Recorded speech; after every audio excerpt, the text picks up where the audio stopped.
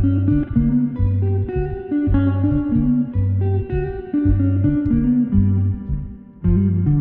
our line of work, we're often figuring out the right rate to pay people based on contractual agreements and relevant labor law, but sometimes the way the price of labor is set is more complicated than just a minimum wage and the right overtime rate. Sometimes you have to think about getting a prevailing wage, and that can have tons of downstream effects on your operations.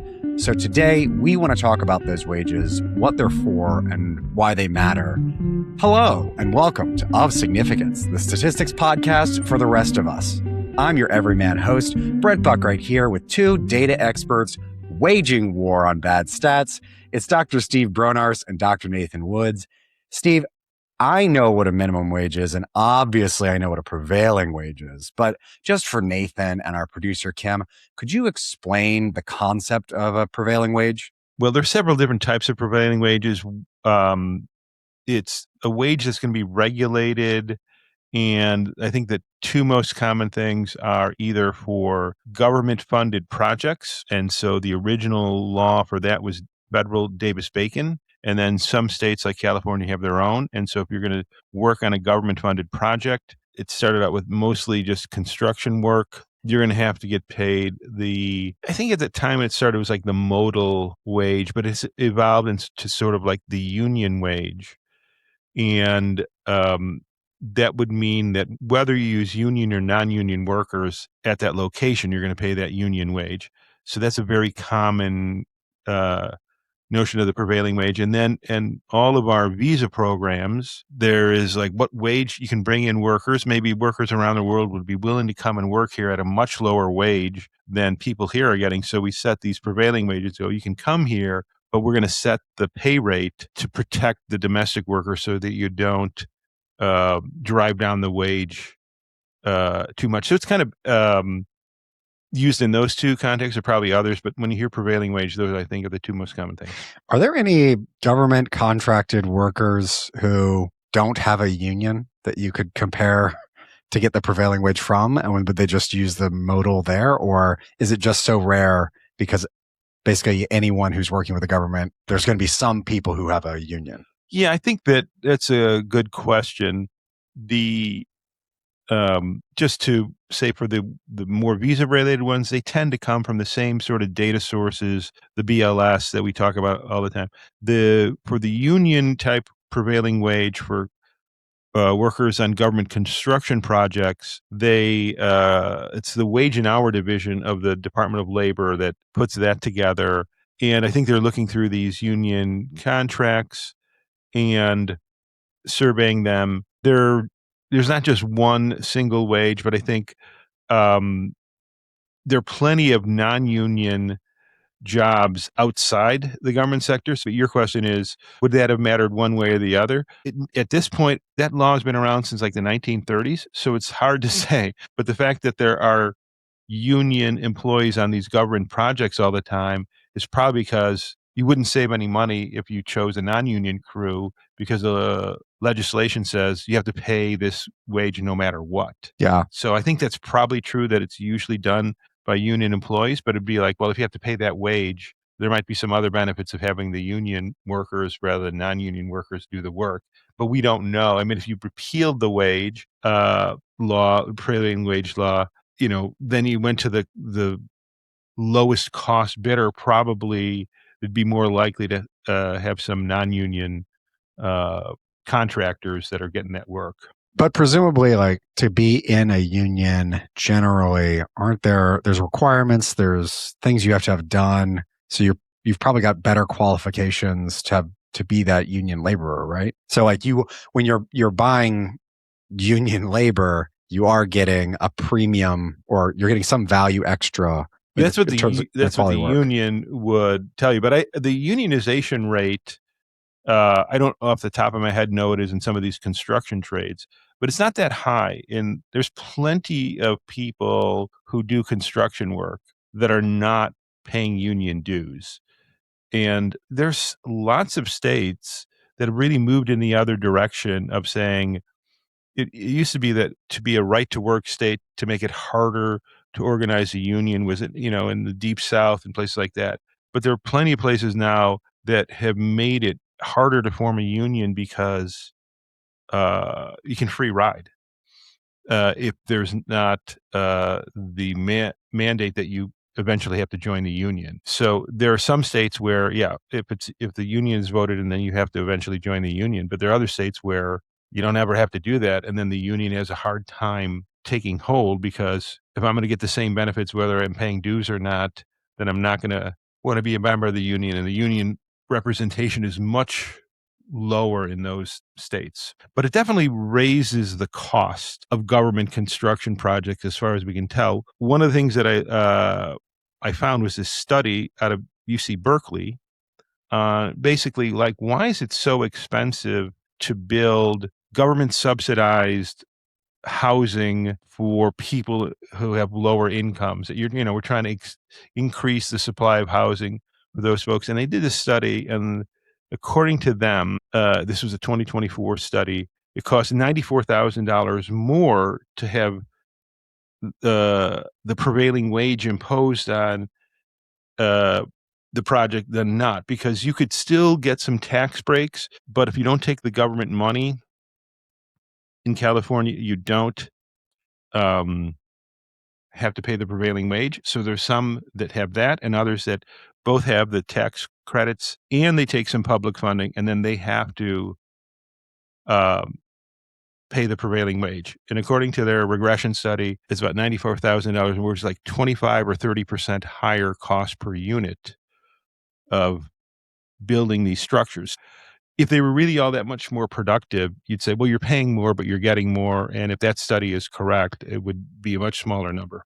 With something like that, presumably someone is doing a calculation of the tax benefit you'd receive from the government and then factoring in the extra cost from paying for the prevailing wage. There is still housing that gets built. Why wouldn't it be the case that more housing operations are still trying to exploit that differential in what you would benefit versus what it actually costs? Well, I think that the government subsidized housing for poor people is like the exception. Most people, when they're having their homes built or remodeled or whatever, they're not getting government money for that, so they can hire whoever they want. It's like the schools and the roads that are definitely government projects, where you always see they have to pay the prevailing wage, and so it'd be hard to compare the two groups. So I think in this Berkeley study, they were able to compare. They all got some kind of help from the government, but like, if you take the tax credit, but you don't take the actual funding,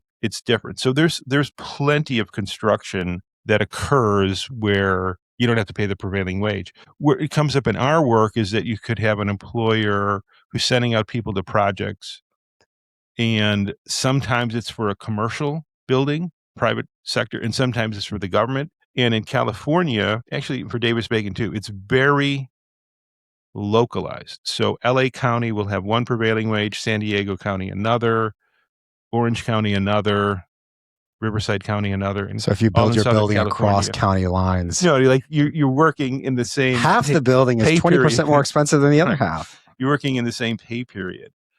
And it's there. It's a substantial. I say it's this 94,000.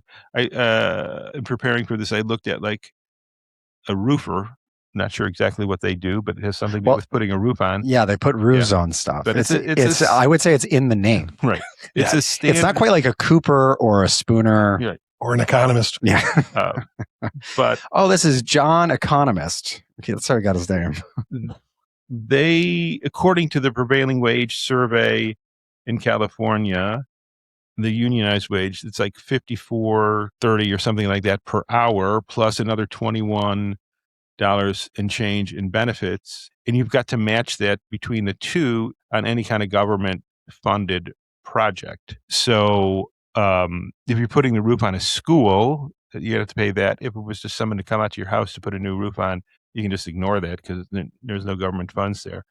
And those numbers tend to be, well, in this case, it's like 50% higher than the average wage according to the BLS. So it's a pretty substantial premium that you're paying. But for the kind of work that we do at Edgeworth, the complication is that it's not like a statewide amount. And some of this work is such that you're not always going to the same workplace every day all year. Mhm. You're moving around, and it just, Nathan, this it just complicates it when there are different rates that you're paying at different times to make sure you're getting the paychecks right. Yeah, and it could be, like you're saying, going to a different location. It could be that we had years and years ago an engagement where it's a contract with the delivery, company. So the government does contracts with them, right. and so does everybody else. So you got to sort that out. So where's the flow of the government contracts? Where's it going throughout the country? The people that it interacts with, theoretically, at least in that case, needed to be paid at these prevailing wages. Right. I think that the one that has been around the longest is this construction project, Davis-Bacon, but there is a Service Contract Act that you're talking about where when you're dealing with, because a lot of the money that the federal government spends to do stuff is going to contractors. They don't have government employees to build things, deliver things, all that. And so when you pay these contractors, the question is, how much? And we've kind of gone to a system where it's like, don't want those people to be exploited, but then you set this wage. And I think the way I interpret your question, Brent, is there could be these trade-offs and incentives and all that. And like, if you're just the employer, that's the law, that's the rules, you have to abide by that. But you're getting paid to do the work by this government entity that's getting taxpayer funds to do it. And so it's not like they're not going to pay it. You just have to make sure that you're paying your workers properly, because the government entities know that this is baked into the cost. So I looked it up and it said a roofer installs, repairs, and maintains roofs. So just want to clear that. Oh, although technically in Massachusetts, they're roofs, which is slightly different.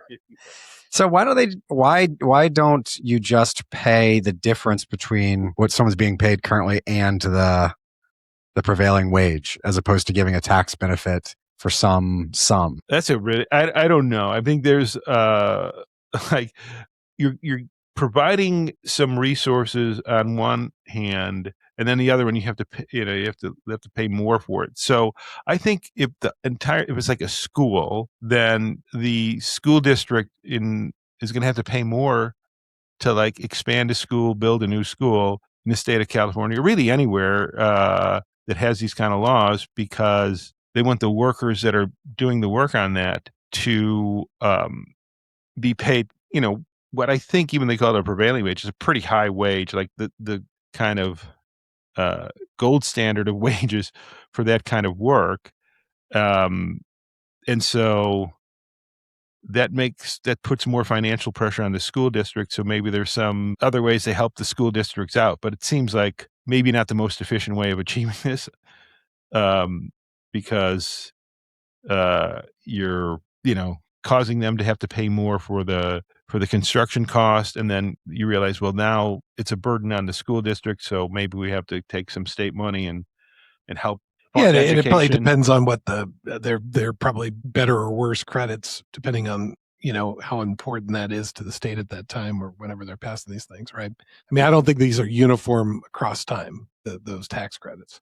No. Well, I do think it's important that we disclose to the audience that Steve actually started his career as a union buster. He worked for the Pinkerton Corporation and was really roughing up a lot of union workers. I thought you were going to say I was a member of the Retail Clerks Union when I was in high school working in a grocery store. Were you actually? I was, yeah. Oh. Well, and I was a Teamster. I know what that is. For sure. That's the thing that killed Jimmy Hoffa, right? You mean you weren't in a union, Brent? I've never been in a union, I don't think. Not to my knowledge. I mean, I could have been and was just paying. I mean, I know that I have a lot of subscriptions to streaming services that I forget about. So the possibility that I'm paying union dues to something is very real. I have some more prevailing wage related. Prevail on. Give us some prevailing wage information. Come on. To the quit bogarting all that prevailing wage knowledge. He's a part of it more than the union part. Sure. We want to transition to that.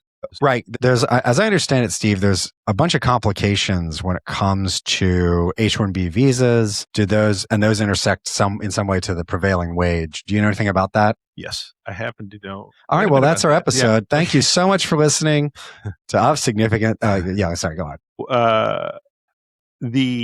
complication with H-1B workers is they have a wide range of, even within the same occupation. And I'll pick an occupation that I know a little something about, economists. So there are economists that have PhDs, master's degrees, bachelor's degrees, just out of school, lots of experience, out of tenure. So it's a much more complicated picture for what is the appropriate salary, in this case, not really a wage, that should be paid to someone of a given experience level. And the way it works for all H-1B visas, there are 4 different levels. And we'll just talk about level 1 because that is like the entry level. Diamond. Then there's global entry. And then below that is, I think, economy plus. Yeah. So there are these 4 levels, and Washington, D.C. has the highest paid economists, according to the BLS, who is the one who gets the survey data that's used to build the prevailing wage. And in fact, economists, according to the BLS at the level 1, they are paid more than they are in like New York, which they're paid more than in San Francisco. They're paid way more, like 45% more than in Los Angeles, according to the BLS, these level 1 economists. And it's because not all economists are the same. There's some of the most experienced, skilled economists in DC. And so the way in which they set these wages quickly, percentile of the distribution. And where are you located right now, Steve? Well, right now I'm in Washington, but I'm normally in Austin, where they don't get paid well at all. It's like so at least one of the most talented economists is in Austin, apparently. Yeah. That's what I'm hearing Steve say. But the complication is that, there's all these different moving parts. So they kind of assume a particular percentile of the distribution would determine kind of the levels. Like level 1 is kind of associated with the bottom third, the typical economist in the bottom third. Well, the bottom third in a place like DC includes some pretty experienced, educated people, and the bottom third clearly in Austin, where there's like wages are 70% higher, salaries are 70% higher in DC than Austin, according to the BLS. To the best, they're doing the best they can on that than they are in Austin. So there's a huge gap there. All that's saying is that, like, if you looked at who the economists were in terms of their skill set, they're probably pretty different. So they share in common they're at a particular percentile of the distribution, but the distributions are measuring kind of different things. It's like you're talking about all the economists in Austin are worse, right? That's what you're saying. They're inexperienced. Yeah, they're green. They don't know what they're doing. Right.